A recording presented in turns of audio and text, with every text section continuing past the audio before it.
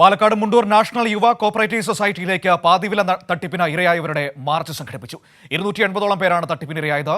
BJP നേതാക്കളുടെ നിയന്ത്രണത്തിലാണ് society പ്രവർത്തിക്കുന്നതെന്ന് CPIM ആരോപിച്ചു.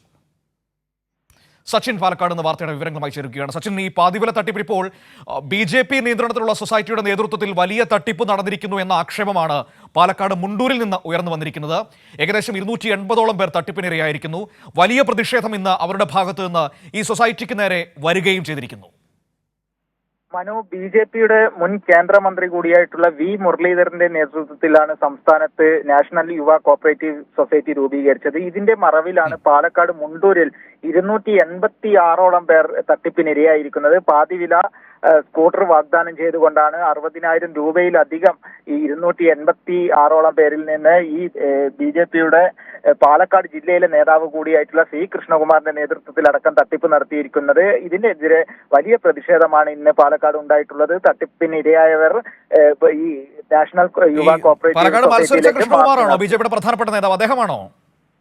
തീർച്ചയായും മനു, പാലക്കാട് C കൃഷ്ണകുമാറിന്റെ നേതൃത്വത്തിലാണ് സൊസൈറ്റിയുടെ ഉദ്ഘാടനവും അതേപോലെ തന്നെ ആളുകളെ ചേർത്തതുമായി ബന്ധപ്പെട്ട് കാര്യങ്ങളൊക്കെ നടന്നത് എന്നാണ് CPIM നേതാക്കൾ ആരോപിച്ചത്. ഈ നാട് നീളെ അനന്തകൃഷ്ണൻ നടത്തിയ തട്ടിപ്പുമായി ഈ യുവയുടെ തട്ടിപ്പിന് ബന്ധമുണ്ടോ?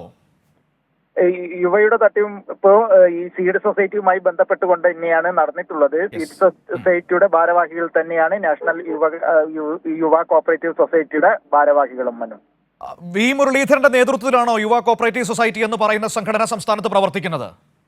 തീർച്ചയായും സംസ്ഥാനത്ത് V മുരളീധരന്റെ നേതൃത്വത്തിലായിരുന്നു യുവ കോപ്പറേറ്റീവ് സൊസൈറ്റി രൂപീകരിച്ചിട്ടുള്ളത്. നാഷണൽ ലെവലിലടക്കം ഉള്ള BJPയുടെ നേതൃത്വത്തിലുള്ള സൊസൈറ്റിയാണ് നാഷണൽ യുവ കോപ്പറേറ്റീവ് സൊസൈറ്റി. ഇതിന്റെ കേരളത്തിലെ ചാർജ് മുൻ കേന്ദ്രമന്ത്രി കൂടിയായിട്ടുള്ള V മുരളീധരനാണ്. മനു, ശരി, ഏതായാലും വളരെ പ്രധാനപ്പെട്ട ഒരു വിഷയം കൂടിയാണ് ഇപ്പോൾ നമ്മുടെ മുൻപിലേക്ക് വരുന്നത്. യുവ സൊസൈറ്റി എന്ന് പറയുന്നത് V മുരളീധരന്റെ നേതൃത്വത്തിൽ സംസ്ഥാനത്ത് പ്രവർത്തിക്കുന്ന BJPയുടെ നേതൃത്വത്തിലുള്ള സൊസൈറ്റിയാണ്. ആ സൊസൈറ്റിയാണ് ഇപ്പോൾ പാതിവില തട്ടിപ്പ് നടത്തിയെന്ന വലിയ ആക്ഷേപത്തിലേക്ക് കുരുങ്ങി നിൽക്കുന്നത്.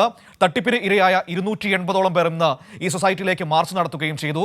BJP നേതാക്കൾക്കടക്കം പങ്കുണ്ട് എന്ന വലിയ ആക്ഷേപമാണ് അവർ ഉയർത്തിയിരിക്കുന്നത്.